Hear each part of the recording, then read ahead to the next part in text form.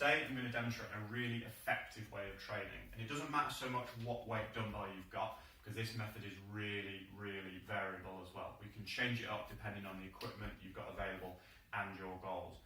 As a general rule of thumb, if you go heavier weight with lower reps, you'll be working more strength, and if you go for higher reps, and that is dependent on your goals, so if you want to improve kind of fitness or muscle endurance, and you'll be going for the higher repetitions.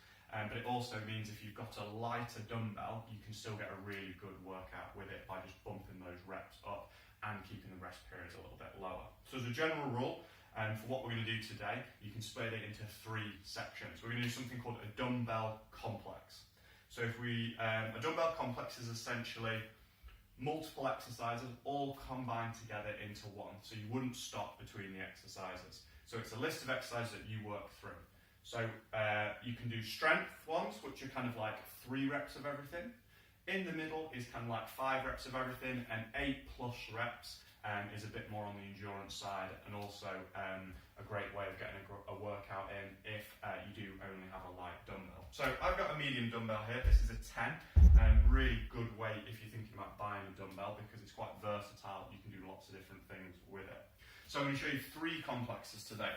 The first one is a little bit more kind of upper body. So what you're going to do is we're going to do all one side and then all the other. So I'm going to show you with 5 repetitions today. So this is kind of the medium one. So we're going to do 5 dumbbell curls. So twisting as you come up. And then we're going to do a strict press. 5 of those. Straight in, no breaks. We're then going to do a squat press. You would squat all the way down and press up. 5 of those.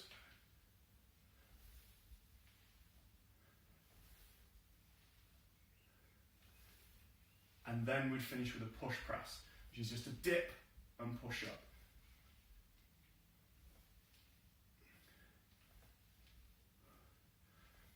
You would then switch and do the exact same thing on the other arm, and then you would take a break. So by adding 4 exercises together, 5 reps each, that's 20 total repetitions in a range of movements. Really gets heart rate going. I can feel mine going already, and you'll feel a really nice glow through the whole of the body. So you'll be looking at maybe doing 3 to 4 rounds of that complex. So you go right arm, left arm, break, 1 to 2 minutes, and repeat again for your chosen number of sets. Again, the number of sets can depend on how heavy your dumbbell is. If you've only got a light dumbbell, push those number of sets up and bring the rest period down.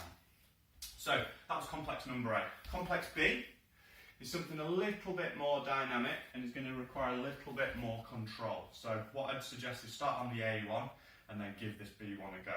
So a dumbbell snatch. So that's weight from here all the way up overhead. We do 5 of those. So you're flinging the weight straight up and making sure it's my legs and my hips doing the work, not my lower back. So 5 of those. You then do 5 suitcase deadlifts into press. So that's like you're holding a suitcase down past your knees, up to the shoulder and overhead. So a few more of them. 3, 4, 5. We're then going to go into a dumbbell row, so staggered stance, row the weight up, 5 of them. And then to finish, a 1-leg RDL. So you're going to stand on one leg. If you've got the weight with the right hand, it'll be the left leg doing the work, coming over and back up.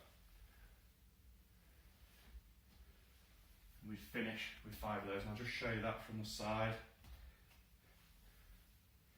Try not to fall over. These are really tough, particularly as you're getting tired. Oh, wobbling all over the place, and that's fatigue setting in.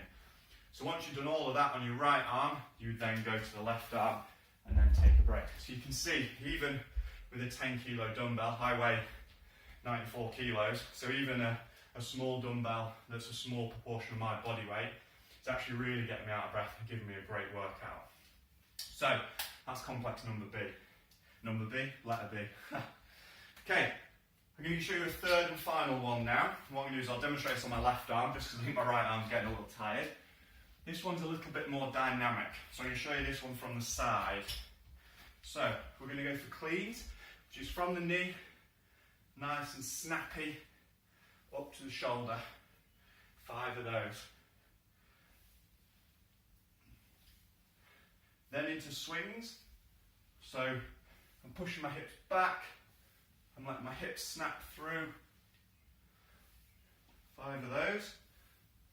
Up into a push press. Nice and quick. This one's a lot more athletic and dynamic. And then overhead. 5 marchers on each side. This is going to torch the abs. And then break. That's C. So A, probably the easiest. B, getting a little bit harder. C, there's a lot more technical aspects to it. So if you're new to this kind of training, start with A, move on to B. If you have been doing this a little while and you've practiced with your swings and your cleans and things like that before, give C a go. There's absolutely no reason why you can't learn all of them. Just take your time, start with A and work your way through. Let me know how you get on.